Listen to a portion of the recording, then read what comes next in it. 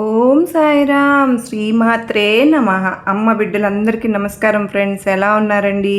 ఏం చేస్తున్నారు? అందరూ బాగున్నారు కదూ? మన అమ్మ దయ వలన అందరూ బాగున్నారని, బాగుండాలని మనస్ఫూర్తిగా అమ్మవారిని కోరుకుంటూ, అమ్మవారి కృపా కరుణా కటాక్షములు మనందరిపైన నిండుగా మెండుగా ఉండాలి అని మనస్ఫూర్తిగా అమ్మవారిని వేడుకుంటూ ఈరోజు అమ్మవారి సందేశం ఏంటి అంటే కనుక, బిడ్డ తొందరపడి నెట్టివేయకు. చూడు తల్లి, రేపు వచ్చే శుక్రవారం రోజున తప్పకుండా నీవు నన్ను చూస్తావు, అలాగే ఒక మంచి శుభవార్త నువ్వు తప్పకుండా వింటావు అంటున్నారు. మరి ఈ సందేశంలో ఉన్నటువంటి పరమార్థం ఏమిటో, అమ్మవారు మనకు ఏమి తెలియజేయబోతున్నారో తప్పకుండా తెలుసుకుందామండి. అంతకంటే ముందు మన ఛానల్ ఎవరైతే కనుక కొత్తగా చూస్తున్నారో ఛానల్ సబ్స్క్రైబ్ చేసుకుని, వీడియో కనుక మీకు నచ్చినట్లయితే లైక్ చేయటం మాత్రం మర్చిపోవద్దు ఫ్రెండ్స్. అయితే ఎన్నో సమస్యలతో, ఎన్నో ఇబ్బందులతో బాధపడుతూ రోజు కూడా ఆ సమస్యకు తగినటువంటి పరిష్కారం దొరకక ఎంతో బాధపడేవాళ్ళం అక్క అని చాలామంది అంటూ ఉన్నారు. అయితే ఈ సందేశాలు మాకు కనెక్ట్ అయిన దగ్గర నుంచి కూడా చాలా చక్కగా మాకైతే మంచిగా మా జీవితాలకు మంచి మెసేజ్ అనేది మాకు దొరుకుతుంది. ఏదైనా ఒక సమస్యతో బాధపడుతూ ఉన్నా, ఏవైనా సరే దాని గురించి పరిష్కారం అనేది ఈ మెసేజ్ ద్వారా మాకు లభిస్తుంది అక్క, చాలా ధన్యవాదములు అని చెప్తూ ఉన్నారు. మరి అమ్మవారి సందేశంలో ఈరోజు, బిడ్డ నువ్వు చాలా రోజులుగా నన్ను కలవాలని, అలాగే నన్ను దర్శించుకోవాలని ఎన్నో రోజులుగా ఉబలాట పడుతూ ఉన్నావు కదూ. చూడు తల్లి, దుర్గమ్మ తల్లి, నిన్ను చూడాలి, నేను విజయవాడ నీ కొండ ఎక్కి నా తల్లిని దర్శించుకోవాలి అని చెప్పి నాకున్నటువంటి బాధ అంతా కూడా నీ దగ్గరకు వచ్చి చెప్పుకోవాలని, నీతో పంచుకుని నా గుండెలు అవిసేలా నేను బాధపడాలి నీ ముందు కూర్చుని అని అనుకుంటున్నాను. నిన్ను పట్టుకుని ఏడవాలనిపిస్తుందమ్మా దుర్గమ్మ అని ప్రతిరోజు కూడా అనుకుంటూ ఉంటున్నావు కదా. చూడు తల్లి, నీ మూర్ఖత్వం ఏమిటో చెప్పనా? నేను ఇక్కడే ఉన్నానా? లేదు తల్లి, నీకు అజ్ఞానం వల్ల అలా అనిపిస్తుంది తల్లి. నేను నీ హృదయంలోనే ఉన్నాను తల్లి, కొలువై ఉన్నాను. నువ్వు పిలిస్తే నేను రావడం లేదా? నీకు ఏదో ఒక సహాయాన్ని నేను అందివ్వడం లేదా? ఒక్కసారి నువ్వే ఆలోచించుకుని చెప్పమ్మా. చూడు, నువ్వు పరుగున ఇక్కడికి రావాల్సిన అవసరమే లేదు. ఎందుకంటే నేను నీ హృదయంలోనే దాగి ఉన్నాను తల్లి. నువ్వు ఎప్పుడు పిలిచినా కూడా నేను పలుకుతానని ఎన్నోసార్లు నీకు చెప్పాను కదా.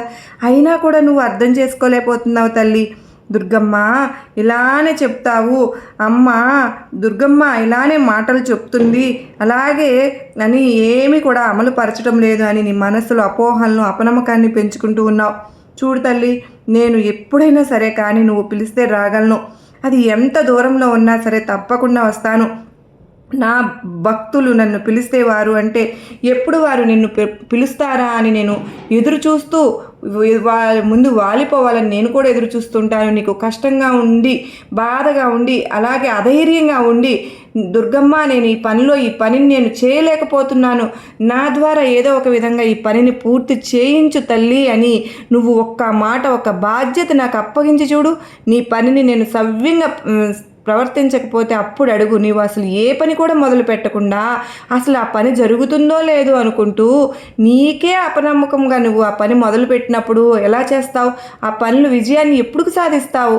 అలా కాకుండా అసలు అది జరుగుతుందా, జరగదా, నష్టం వస్తుందా, లాభం వస్తుందా, ఈ పనులన్నీ కూడా అనుకునే ముందు నీ ఆలోచన విధానం అంతా కూడా పూర్తిగా నెగిటివ్లోకి మునిగిపోతే చేసే పని మీద పని తక్కువ, ఆలోచనలు ఎక్కువగా ఉంటున్నాయి. కనుక నువ్వు నీ మైండ్లో ఉన్నటువంటి ఆలోచనలు, నెగిటివ్ ఆలోచనలు అన్నీ కూడా పక్కన పెట్టు. అది జరుగుతుందో జరగదో అనేది వేరే విషయం. నీ వంతుగా నువ్వు ఎంతవరకు కృషి చేశావు అనేది మాత్రమే ముఖ్యం. చూడు తల్లి, ఇది నీకు నేను చివరగా చెప్తున్నటువంటి మాట అనుకో. ఎవరైతే అధైర్యపడుతున్నారో, ఎవరైతే రేపు అన్న రోజు ఇదే ఉంటుందేమో, మన పనిలో సక్సెస్ అనేది నాకు ఎప్పుడు కూడా రాదేమో, దీనివల్ల నాకేమీ లాభం ఉండదేమో, అనవసరంగా నేను సమయాన్ని వృధా చేసుకుంటున్నానేమో అని ఎప్పుడు అపోహ చెందవద్దు. ఏదో అయినా సరే మనస్ఫూర్తిగా ఒక పనిని చేస్తే తప్పకుండా ఆ రోజు నువ్వు చూడలేకపోవచ్చు, కానీ విజయాన్ని కొన్ని రోజుల్లో నీకు ఏదో ఒక రోజు అయితే నీకు చేసినటువంటి కష్టానికి భగవంతుడు మంచి తీర్పునే ఇస్తాడు. కనుక నీ ధర్మం నువ్వు నిర్వర్తించు, నీ కర్తవ్యాన్ని నువ్వు చేసుకుంటూ వెళ్తూ ఉండు. కానీ ఏది జరగదని చెప్పి అసలు ఏ పని కూడా చేయకుండా, లేదంటే ఆ పనిలో నీకు నువ్వే అనవసరంగా నెగిటివ్ ఆలోచనలతో నీ బుర్ర అంతా కూడా పాడు చేసుకోవద్దు. అలాగే నేను ఎక్కడో ఉంటున్నానని అజ్ఞానంలో కూరుకుపోతున్నావు. నేను ఎప్పుడు కూడా నువ్వు పిలిస్తే పలకడానికి నేను సిద్ధంగా ఉన్నాను. అది ఏ సమయం అనేది కాదు తల్లి, ఏ ప్రదేశం అనేది కాదు. నీకు బాధ అనిపిస్తే చాలు, నేను నీ తల్లిని కదూ, నీకు అన్ని విధాలుగా నచ్చ చెప్పుకుంటూ జాగ్రత్తగా చూసుకున్నటువంటి నీ దైవాన్ని కదా. మరి నన్ను ఎక్కడి నుండి పిలిస్తే మాత్రం ఏమిటి? అలాగే నేను అక్కడే ఉన్నానా, కొండ మీదే ఉన్నాను అనుకుంటే నువ్వు పొరపాటు పడినట్లే. నీవు నీ పక్కనే ఉన్నానని నన్ను మనస్ఫూర్తిగా దుర్గమ్మ అనుకుని కళ్ళు మూసి అలా పిలువు చూడు. నేను ఏదో ఒక రూపంలో నీ ముందుకు వస్తాను. ఏదో ఒక సహాయాన్ని నీకు అందివ్వకపోతే అప్పుడు అడుగు. రేపటి రోజున శుక్రవారం రోజున నేనే నీ వద్దకు వచ్చి నీ పనిలో నీకు ఎలాంటి ఆటంకాలు కలగబోతున్నాయి, ఆ ఆటంకాలు కలగకుండా నువ్వు ఏం చేయాలి, ఎలా చేస్తే నీకు మంచి జరుగుతుంది, ఎలా చేస్తే నీకు మేలు చేకూరుతుంది, నీవు ఏ విధంగా మంచి మార్గంలో మంచిగా నడవాలి అనే విషయాలన్నీ కూడా నీకు బోధపరిచే విధంగా చేస్తాను. అది తప్పకుండా నేను ఏ రూపంలో వచ్చినా సరే నీతో మాత్రం, అంటే అసలు తెలియనటువంటి ఒక వ్యక్తి రూపంలో రావచ్చు, లేదంటే ఎవరో ఒకరు తెలిసిన వారిలో, నీకు బంధువు వర్గాల్లో, స్నేహితులు, శ్రేయోభిలాషుల్లో, ఇలా ఎవరి ద్వారా అయినా సరే, కానీ నీవు చేస్తున్నటువంటి పనిలో నీకు మెలకువలు నేర్పించే విధంగా చేస్తాను.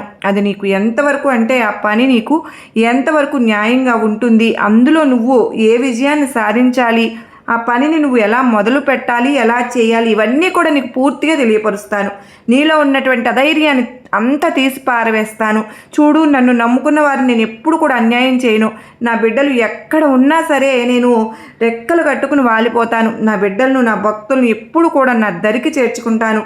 అలాగే వారు నా నుండి దూరమైపోతున్నారు అని తెలిస్తే తక్షణమే నేను ఏదో ఒక విధంగా వారిని హక్కును చేర్చుకుని వారి కష్టాన్ని చూస్తూ ఉండలేక నా సహాయాన్ని అప్పటికప్పుడే ఏదో ఒక విధంగా అందిస్తూనే ఉంటాను. చూడు తల్లి, మీరు చేసుకున్నటువంటి కొన్ని కర్మ ఫలితాల వలన మీరు కాస్త కష్టంగా, అంటే కష్టమైనటువంటి కాలాన్ని గడుపుతూ ఉండవచ్చునేమో, కానీ అది మాత్రం మీకు శాశ్వతంగా ఉండిపోతుందని అపోహ మాత్రం పడవద్దు. దేని గురించి కూడా అనవసరంగా లేనిపోని ఆలోచనలు పెట్టుకోవద్దు. ఎందుకంటే నీకు ఎలా జరుగుతుంది అనేది మీకు కూడా తెలియదు కదా. ముందు రోజులన్నీ కూడా మీకు కాస్త అనుకూలంగా ఉండవచ్చునేమో, మీరైతే చూసి రాలేదుగా.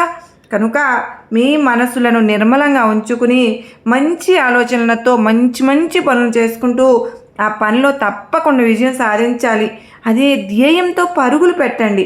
అది ఆ రోజు కాకపోయినా రేపు కాకపోయినా నెల అయినా, నెల తర్వాత కాకపోయినా సంవత్సరం రోజులకైనా సరే మీకు సత్ఫలితాన్ని ఇస్తుంది. అలాగే మీరు చేసేటటువంటి కష్టానికి ఏమాత్రం కూడా వృధా పోకుండా నేను మీకు కష్టానికి తగినటువంటి ప్రతిఫలాన్ని తప్పకుండా అందిస్తాను. కనుక మీ స్వయం కృషితో మీరు ఏదైనా సరే మొదలు పెడితే తప్పకుండా దానిని అంతిమంగా విజయం మీకు అందే విధంగా, మీ అడుగులన్నీ కూడా సక్రమంగా వేసే విధంగా నేను కాపలా కాస్తూ ఉన్నాను.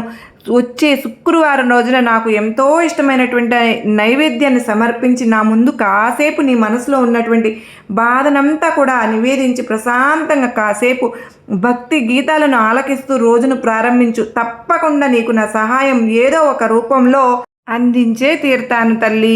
ఇది మాత్రం నువ్వు నమ్మకంగా పరిపూర్ణంగా నమ్ముతావో, అలా నమ్మిన రోజున నీ దుర్గమ్మ నీకు ఎటు చూసినా కూడా ఎవరో ఒక రూపంలో అయినా సరే తారసపడతాను. ఎవరి రూపంలో అయినా తారసపడ్డం ఏమిటి, నీకు దక్కవలసినట్టు సహాయాన్ని కూడా దక్కేలా చేస్తాను. అలాగే నీకు ఏదైనా సరే కానీ ఆర్థిక ఇబ్బందులు ఎదుర్కొన్నా కూడా నీ దుర్గమ్మ నాకు ఈరోజు ఇది కావాలి దుర్గమ్మ అని నువ్వు నాకు అందించేలా చెయ్యి తల్లి అని నువ్వు గనక ఎప్పుడైతే మనసులో అనుకుంటావో, నీ మనసులో అనుకున్న క్షణం నాకు వినిపించేస్తుంది బిడ్డ.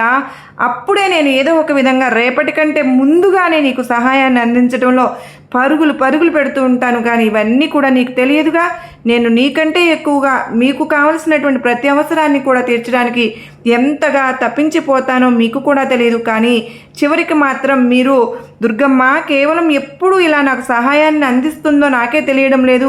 అసలు దుర్గమ్మ నిజంగా అందిస్తావా సహాయాన్ని, అసలు నన్ను ఆదుకుంటావా అనుకుంటే ఇలా లేనిపోని అపోహలను, మీకు మంచి జరిగితే మంచిగా నన్ను దుర్గమ్మ చూస్తున్నారు అనుకుంటారు. ఏదైనా కానీ తేడా వస్తే మాత్రం అసలు దుర్గమ్మ ఉందా నిర్దాక్షిణ్యం ఒక్క మాట అనేస్తారు. ఎప్పుడు అలా అనకండి. నేను ఎప్పుడు కూడా నా బిడ్డలకు అన్యాయం జరగనివ్వను, చూస్తూ ఉండను. ఈ విషయం ఎవరైతే పరిపూర్ణంగా నమ్ముతారో వారే నాకు నిజమైనటువంటి భక్తులు.